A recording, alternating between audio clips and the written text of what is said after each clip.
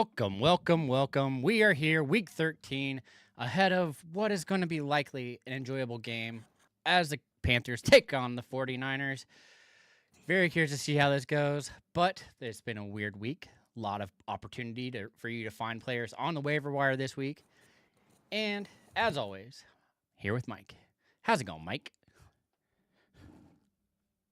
Yeah, it's going well. I am kind of weirdly excited for this game as well. I thought potentially, whatever, but then I thought about it, I was like, we don't get to see the Panthers in prime time and Bryce Young, and you usually get a rotation of similar teams. So it's going to be nice to just watch, this one game with the Panthers and stuff like that. So I hope it will be a good game. We'll see. You never know, but I'm thinking it will be. Yeah, I mean, they kind of have it as one of the higher over-unders on the week. It was like 50 and a half the last time I looked. And so there's hope there. Granted, I do think that they had the 49ers as 7-point favorites, but who's counting? It's not that big a deal. Yeah. But that's not what you're here for. Everybody is here, of course, to figure out who we should pick up.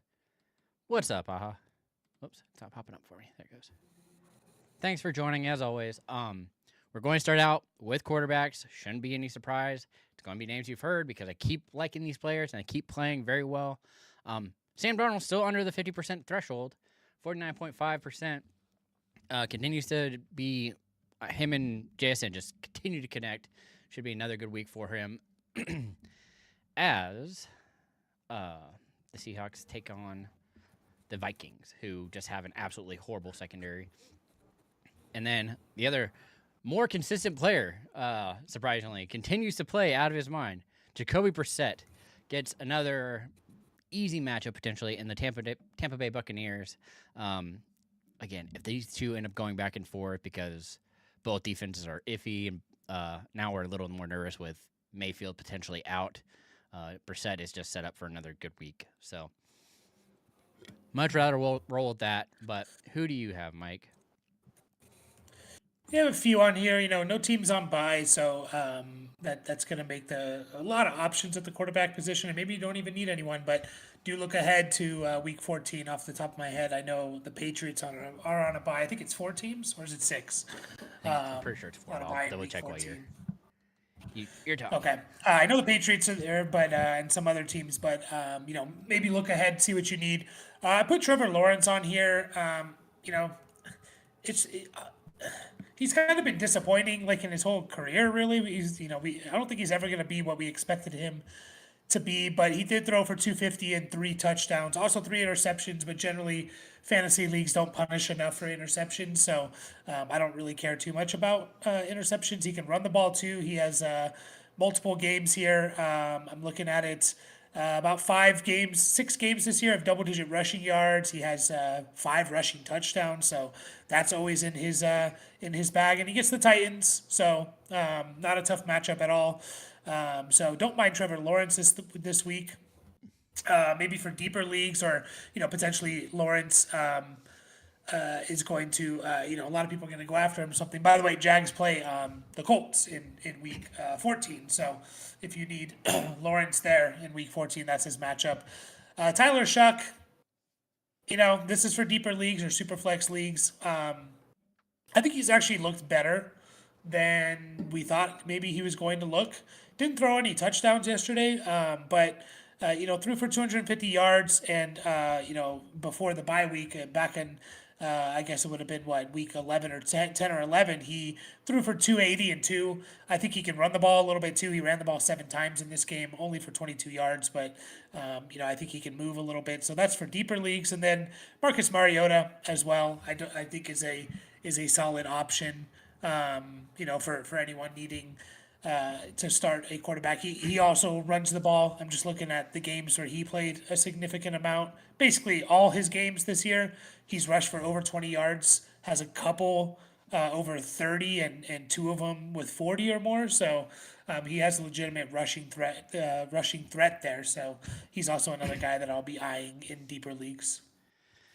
Yeah, and as you kind of went on through all that, the buys for week 14 are going Patriots, Giants, 49ers, and Panthers. So that's Okay, couple. quarterbacks there. Yeah. But while we've been talking, we had a question pop up that I think is somewhat relevant because it could potentially be done today. Would you drop Godwin or Chuba Hubbard for the Chargers defense as a free ad? Have JSN, Wandell, Moore, Franklin, Terry, and Genty. Dowdy, Etienne, Wilson, blah, blah, blah.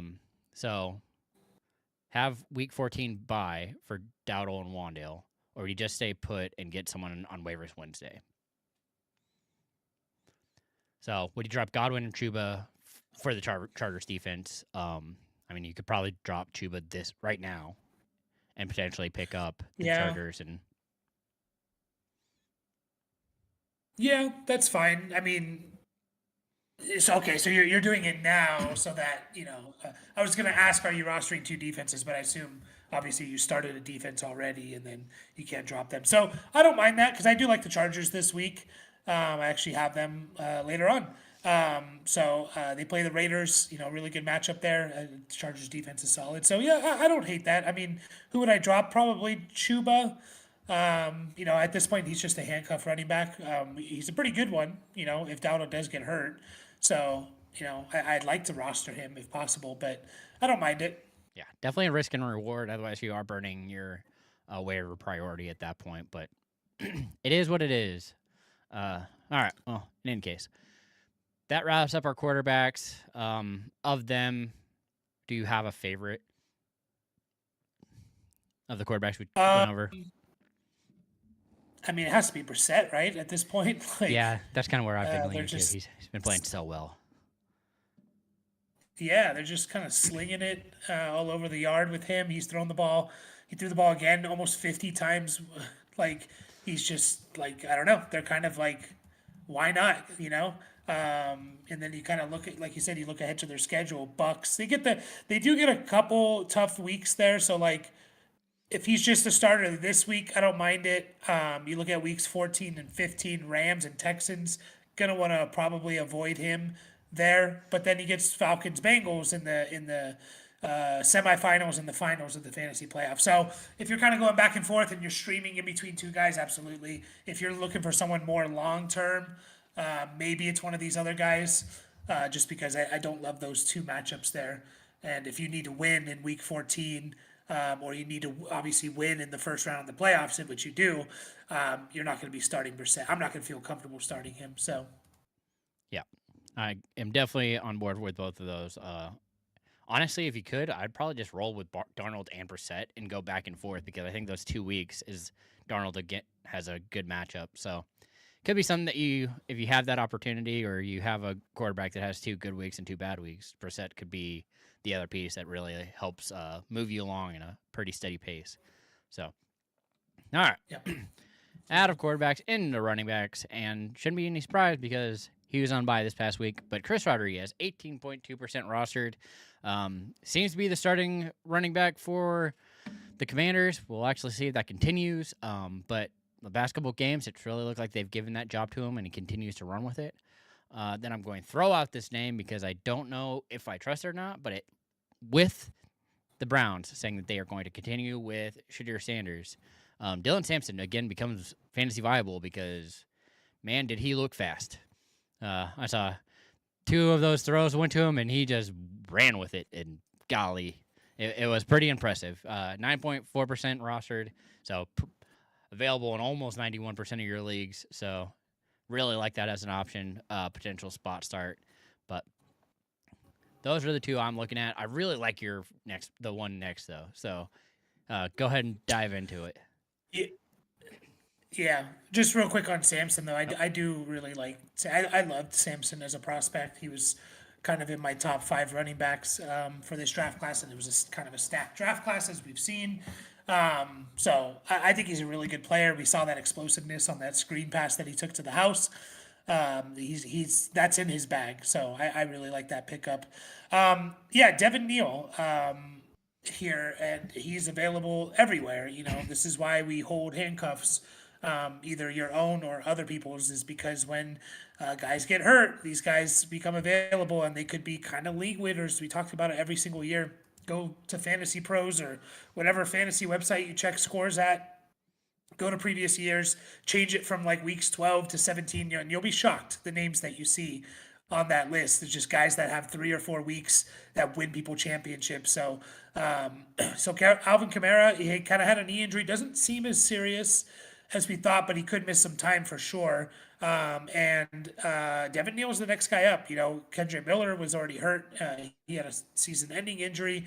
Taysom Hill will probably get some carries and stuff like that. But Devin Neal, man, I mean, this is a team that's definitely looking towards the future. See what you got in this guy. A lot of people love Devin Neal coming out of this draft class. Again, he's a 6th-round pick, so he got pushed down a little bit. But, you know, he's a fun player. He's a young guy, so there's a lot of intrigue there. So I'm absolutely like, if we get news on Kamara before Tuesday night, Wednesday morning waivers, and he's going to miss even just a couple games, I mean, Neal is probably my number one guy, just to kind of see the potential there. So I'm excited for Devin Neal and what he can do to kind of finish off this year. Yeah, especially in any kind of and then I PPR, just- because that's yeah. how he's being used. Is he's really taken over as a Kamara back with getting the targets that were just massive for him. So Yeah. And then I threw out like the Raiders guys like Mostert, Jameer White. I mean, Genti could be hurt as well with an ankle injury. I don't know who to choose. Mostert's kind of been playing that second role, but it could be a situation where they just kind of keep Mostert in his main role and what he's been doing, and then bringing it up Jameer White. I'm not super excited about these guys, but did want to bring it up here. So if you're desperate there, and then again, it's just handcuffs. Tyler Algier, Bayshal Tootin, whatever handcuff you have for your Blake Corum, whatever handcuff that you need for your running backs, or even like again, like if you're just grabbing people to not start and just to kind of fill out your roster, always just go for backup running backs because they're the guys that can be legitimate league winners, even if you have a good team. So, anyone else we're missing that? I don't think. no, I There's mean, because anyone more else, likely now Monangai has become too widely picked up, but that's another one that saw. All it took was Swift fumbling, and Monangai. Then it switched the roles completely. He was getting the 60%, while Swift was getting the 40%, and that's again something they could very easily do. Well, we're kind of seeing it now with Henderson in Ramondre. That's all it takes is you messing up once, and you kind of have to fight for your job back, even though they know what you are. You have to make sure that you are fixing the issues that they want fixed. So, but. Yeah. What about Samaje Perine? Like, because I'm also trying to think of like, are there any guys like Tootin is a guy, and same with Algier. Both those guys, like in desperation, deeper leagues can be started, right? Even without injuries to Bijan and ETN. Like, is Perine kind of in there as well, like that? He's missed some time here, but hopefully he's coming back, and he had some good decent usage there. Any want or need to grab Samaje Perine?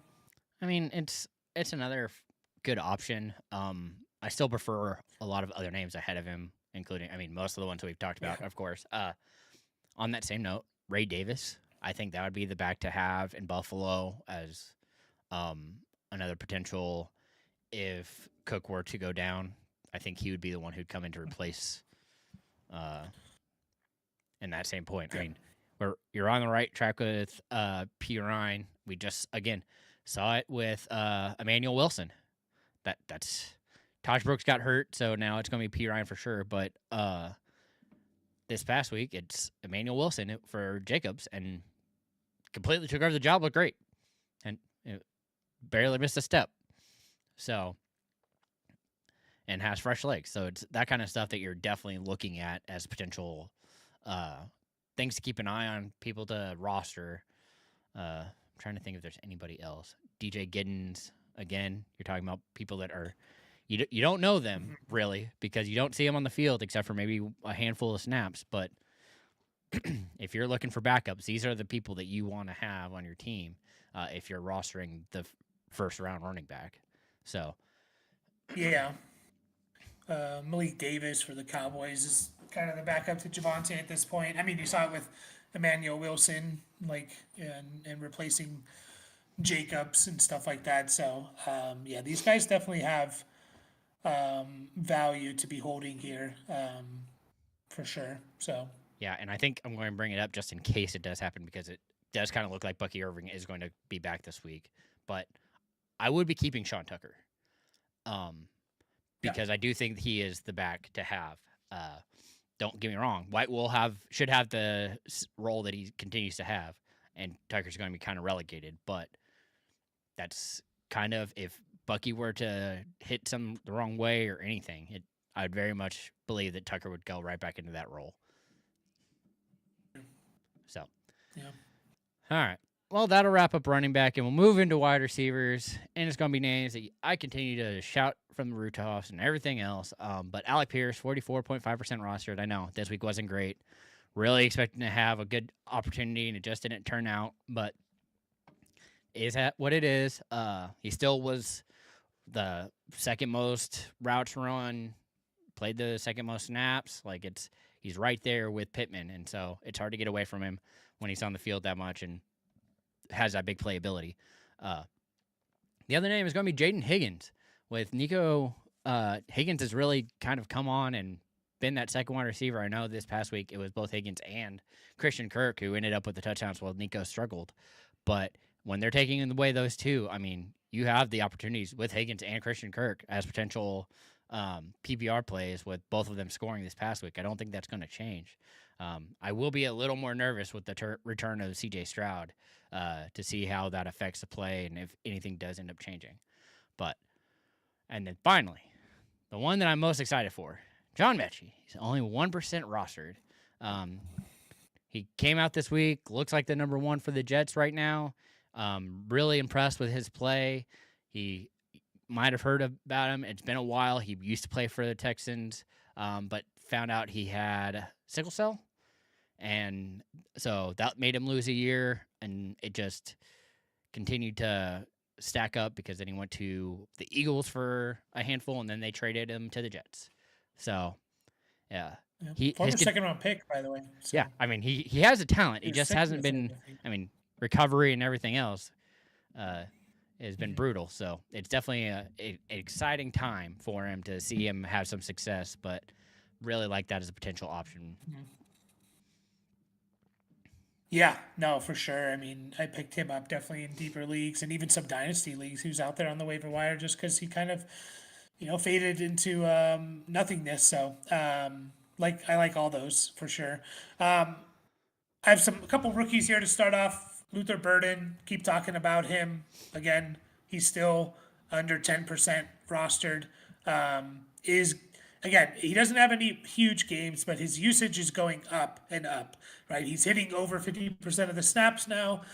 He's had 10 targets over the last 2 weeks. I think he's very, very talented in what he can do. I think he can even get some carries here and there, which they did, yesterday's game.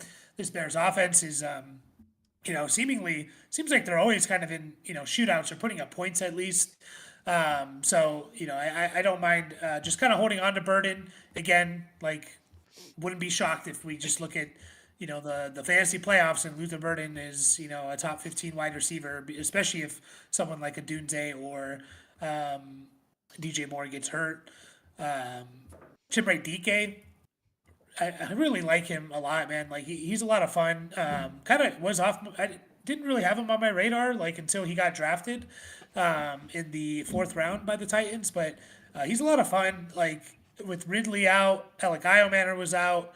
It kind of fell on DK and Van Jefferson was there, Restrepo, but I think DK looks the most impressive.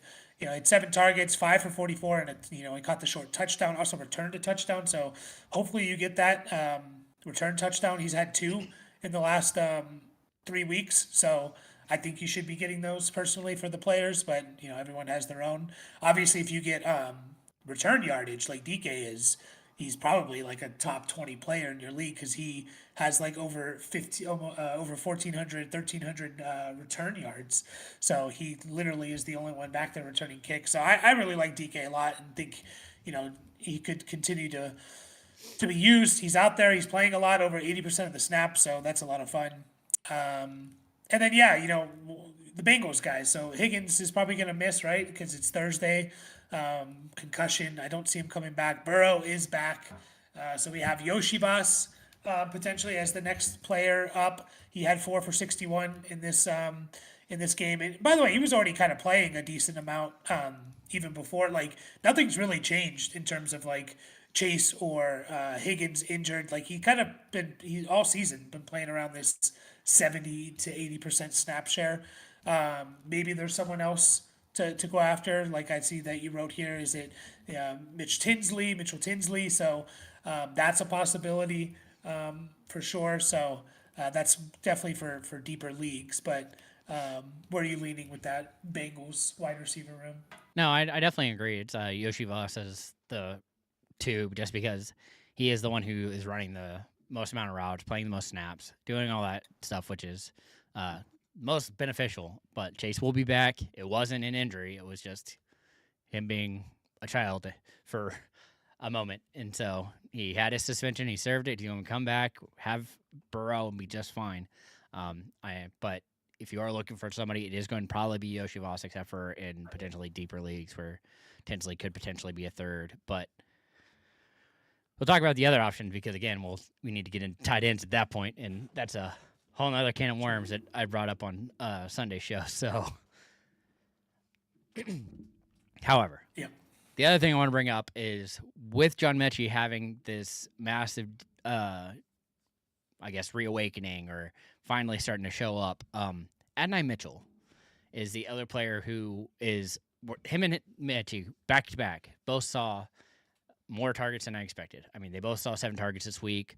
Granted, Mechie did more with it, but with how fast Mitchell is, do you have any interest in potentially using him as a flex? Or, I mean, I know it's not going to be as consistent, but you're kind of looking at a similar player to DK, except for on a worse offense, clearly. But just kind of wanted to gauge where you're at with some of these players because it's definitely interesting.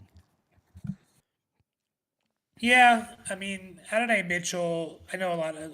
I was never a big fan of his coming out of college. He's going to be a boom bust guy. You know, he needs to get that. He's probably going to get a couple deep targets, 1 or 2 each game, and if he connects, you know, you're going to be happy. And more often than not, he's not going to connect. It's just the nature of deep passes and stuff like that. So I'm not really super excited. I'd much rather have Mechie. You know. And obviously Garrett Wilson, but Garrett Wilson's hurt and stuff like that. But I mean, it's definitely the player I want for that pass catcher on that team is Mechie. So Mac Hollins, Booty. I mean, they both played a lot. I like Hollins a lot or Booty if one of the other is missing, right? Like that's Mac Hollins when Booty was out, 6 for 106, 4 for 64. So I think they kind of take away from each other a bit when they're both out there because I don't think either one of them is a big target, hog type of player. They're both kind of those field stretchers down the field type of guys. So, you know, I don't mind holding on to them, but like you kind of need one of them to miss, I think, in order for me to trust to start them. So, yeah, I think I don't know where are you at with those guys. Yeah, I mean, given the opportunity, I'm probably going to go Booty because I think he offers the most. I mean, we've seen him have bigger games than Hollins. Hollins has been consistent, but the big plays really haven't been there while they have been for Booty, who's been finding the end zone at least somewhat.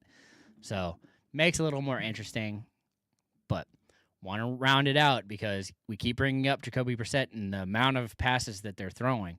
With that in mind, Greg Dortch continues to be the wide receiver 2 on that team. Granted, don't get me wrong, the real wide receiver 1 is Trey McBride, but Michael Wilson and Greg Dortch are definitely target hogs that have continued to see a good amount, and I really like how it's the second week in a row Dortch has scored too.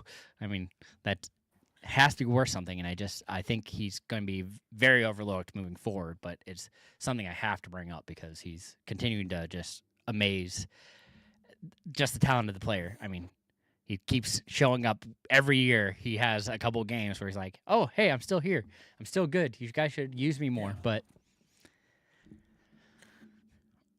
Yeah, I mean, definitely like Yes, I would be picking him up, especially if Marvin Harrison's going to be out, So if Marvin Harrison's out, doesn't even matter that he's the third option really on this team because if you're throwing the ball 50 times, you're going to get plenty of usage and volume there. So I'm a little bit less excited if Marvin Harrison's back. So, but yeah, I think I definitely think you should be picking him up because there's a good chance that Marvin Harrison does just miss more time.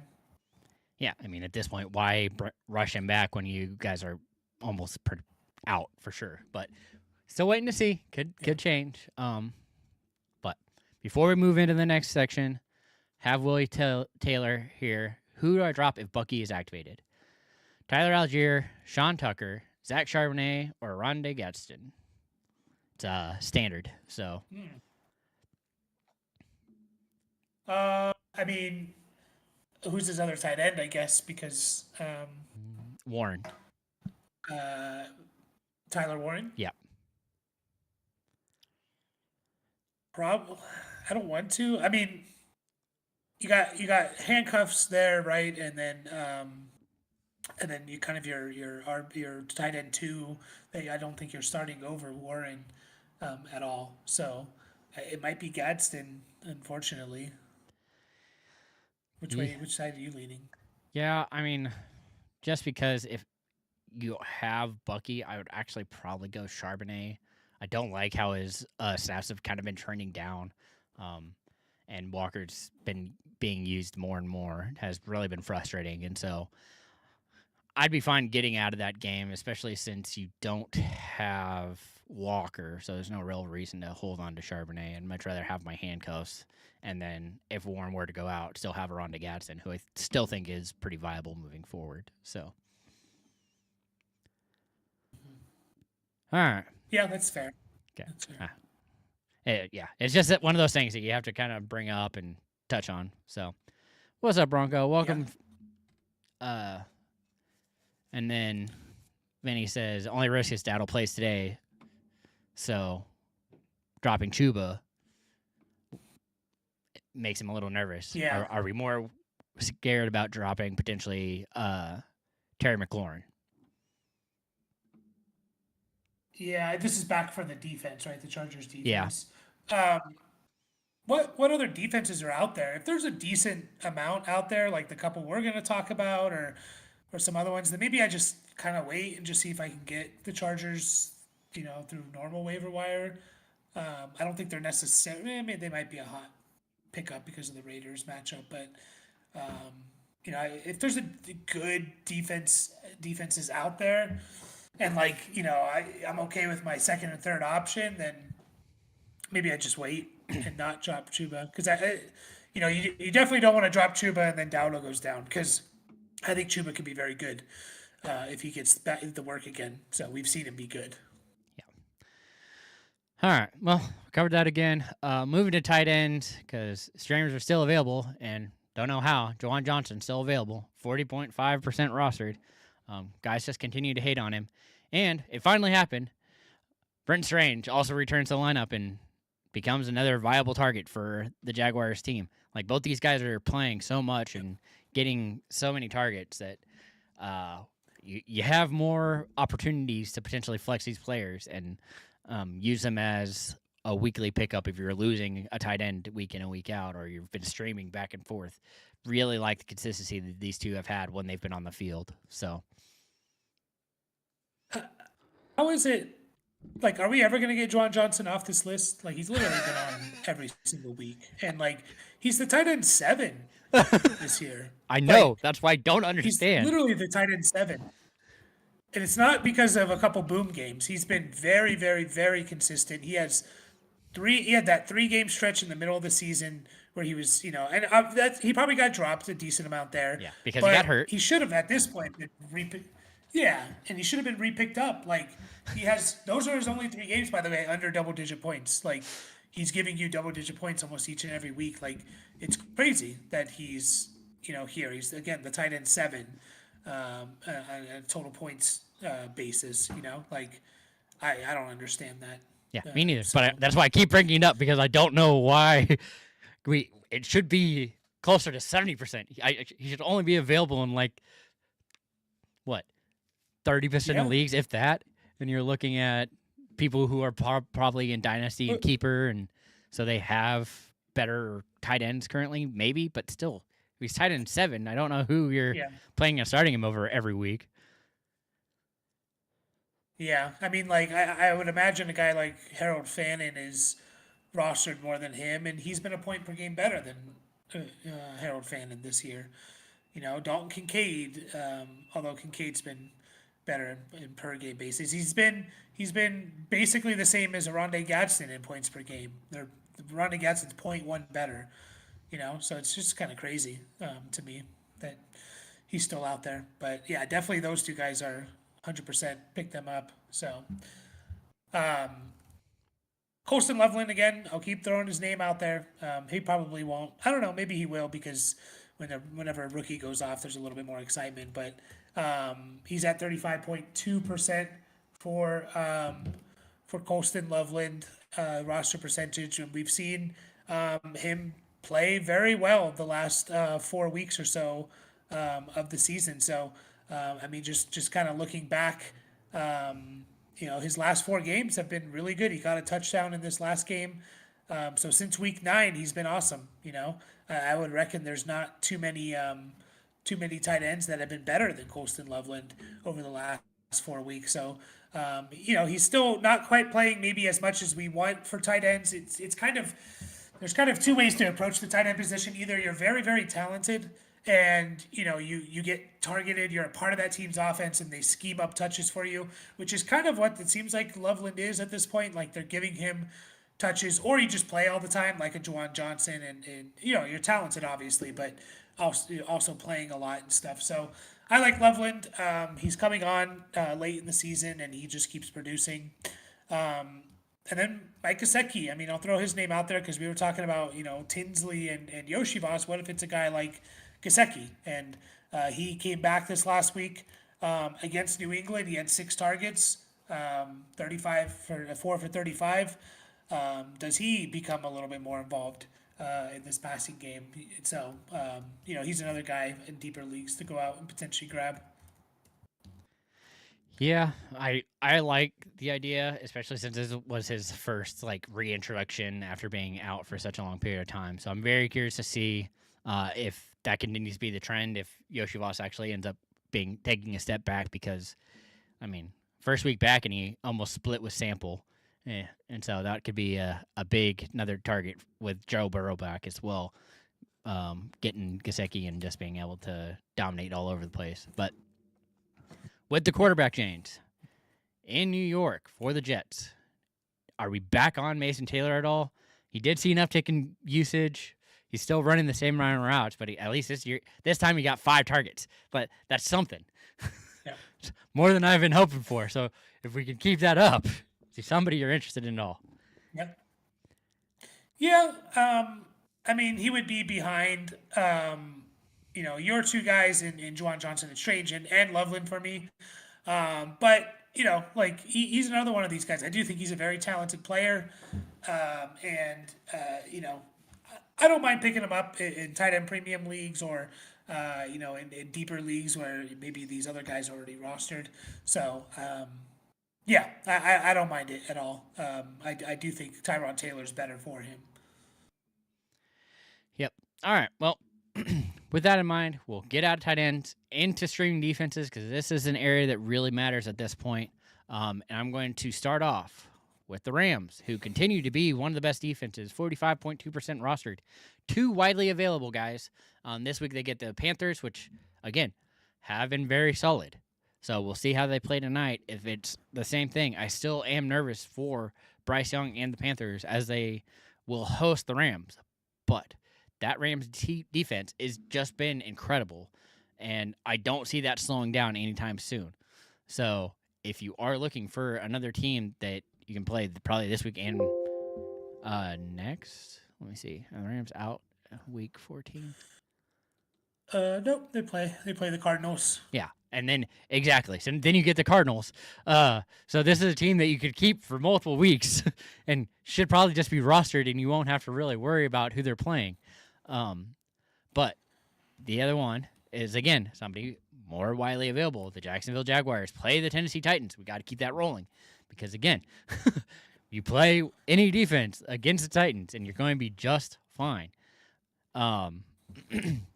Same note. I mean, you're looking at potentially 2 weeks. I don't think I trust them nearly as much against the Colts, but they looked like they have improved enough that you could potentially stream them for 2 weeks. Much rather not do that though. Much rather go with the Rams, give the opportunity. So, and who do you have, Mike? Yeah. Yep, kind of touched on it earlier, but the Chargers versus the Raiders. I know we were being asked about that. I really do like them this week. It is kind of probably a 1 week thing here because you got the Eagles, Chiefs, Cowboys after that, so I'm probably avoiding the Chargers in all those matchups. So it's a 1 week thing here, but I think it's a really good potential 1 week. We just saw the Browns get how many sacks? Chargers don't have anyone like Myles Garrett on their team, obviously, but that offensive line for the Raiders is bad. Ashton Genty could be out.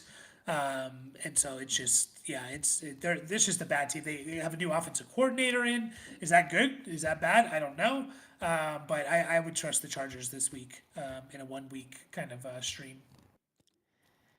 Yeah, I mean, again, this is probably going to be the last time you can use them. And outside of that, the other team I'll bring up because you brought up the Browns. I'm going to say the 49ers because while Shadur had the ideal situation this past week playing the Raiders defense, 49ers are a little better. I'm very curious to see if he can move it into 2 weeks. Kind of doubtful on it. So that in mind, if you're looking at another potential streaming option, the San Francisco 49ers defense for this week could be one of them. So Vinny said maybe the Dolphins, but let me see. I don't know who the Dolphins play now. Dolphins go against the Saints. You could probably do that and be okay. Yeah. But we've given you a handful of options, so if there's not one you'd like, then sorry, we did the best we could. Yeah. Any parting words, Mike? No, I hope everyone wins their matchups. I'm sure, we got CMC, we got Purdy, you got maybe Bryce Young, Dowdle, Tataroa, McMillan. I think I need kind of a stretch here. I mean, I need less than like 18 points from Purdy. So it's 6 point per passing touchdown. It's going to be tough for me to win that, but we'll see. But I hope everyone wins their matchups going into tonight. Yep, and I completely agree. I hope this is a good game. I hope everybody has a good Monday. Since Mike won't see you, make sure have a happy Thanksgiving. Hope you enjoy it. Get to see family and relax. You too. So yes, enjoy the games and Black Friday. We got 4 games before the Sunday slate, so a lot of fantasy matchups will be decided already. Yeah, so that's the other thing. You have 3 games on Thursday, 1 on Friday. That means 4 games are going to be decided before the weekend even starts. So make sure you come back here on Wednesday to get any questions answered because I'm not going to be here Thursday answering questions. I might do Friday, but we'll see. I'm not sure if I'm doing a start set, but if I do, it will be Friday, not Thursday. Thursday's a holiday. Just good luck. We'll try and help you out Wednesday night. So try and be here 8 p.m. But until then, remember, as always, to keep up the nonsense and have a good week. We'll see you all next week.